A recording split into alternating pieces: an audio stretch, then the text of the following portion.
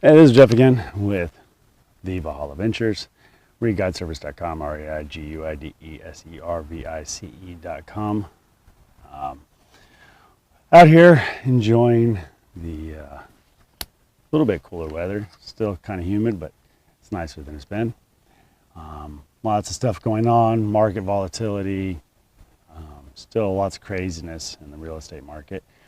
So I thought I'd make a quick little video, talk about what I think is going on in the real estate market. Not much has changed in some of my other videos as far as that goes. You know, the waves of up and down and up and down, going out and finding yourself deals. I think right now, one of the best ways to make money in real estate is, and this goes across the board, whether it's single family or it's commercial, multifamily, whatever it is, across the board. I think right now one of the best real estate investments that you can make is in undervalued, undermanaged properties or mismanaged properties. Mismanaged properties are a big problem for people that own multiple properties or people that are running them themselves. You know, management is really the deciding factor on long-term ownership. And I think that long-term ownership is really undervalued. I think that you can flip some properties and, you know, wholesale some stuff, you know, do the things that need to be done the same way that you can always do them. But I think right now more than ever, the value is in getting out there and doing it. Everybody wants to do everything from the internet, look from a list, you know, send emails. You know, I like to not even bring a contract with me when I go first look at a property. It gives me an excuse to come back out, take another look, bring a contract with me the second time, because they kind of have an idea of what it is that they're looking for.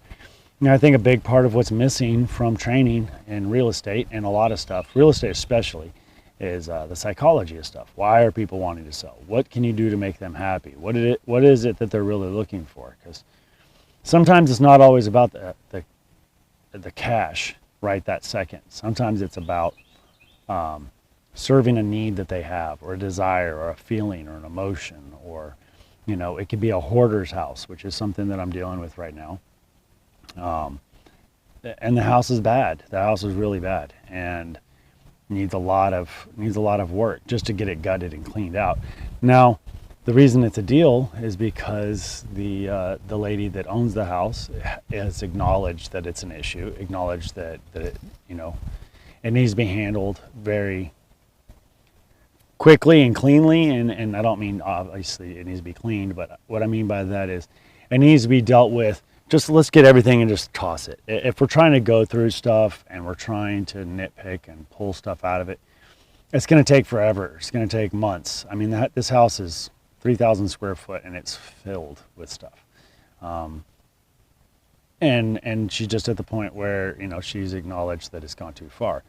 So knowing the psychology of it, why they are wanting to get rid of it. This isn't about the money. She doesn't even really want anything more than just to get rid of the obligation of her mortgage. She wants to get out from the obligation of the space. She wants to get into something where she can move, where she can breathe, where she doesn't feel like she's suffocating in the mess that she acknowledges she's made. Now, there's people that own strip centers and apartment complexes and are left property by relatives that are in that same situation where they just feel that it's an overwhelming mess and they just want out from it. They just don't want to deal with it anymore. It's not all about the money. It's about rectifying something they've gotten themselves into. And if you can find that type of deal where you're solving problems, where you're helping people, that's where you're not only going to get the satisfaction of the money, but you're going to get the psychological benefits as well. Because at the end of the day, there's lots of things that you can do to make money, and it's, you know, it's a scale.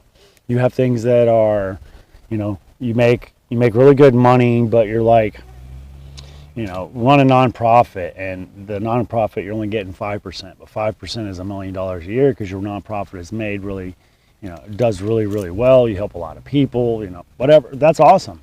And then there's a scale where you're making $1 million a year because you're robbing people at gunpoint or you're dealing drugs. You know, there's that extreme of making $1 million a year. Both those people are making $1 million a year, but how they're going about making it is completely and totally different, right? What's it doing to society? And I think that if you get yourself to a point where you're an investor and you're buying properties and flipping things, and all of a sudden you can't go to your local grocery store because people are mad that you ripped them off, or you feel bad because at closing you're getting 80,000 and this person that's been in this house forever is getting nothing. They got themselves into that situation, but is getting all of the money worth knowing that this person got nothing, that you've done nothing to really benefit? Did you just make a bunch of excuses to make it seem like you were benefiting? Because there's a lot of excuses that are needed to make that hoarder's house a hoarder's house. There's a lot of excuses that are needed to make a person wind up being a drug dealer or doing things the wrong way.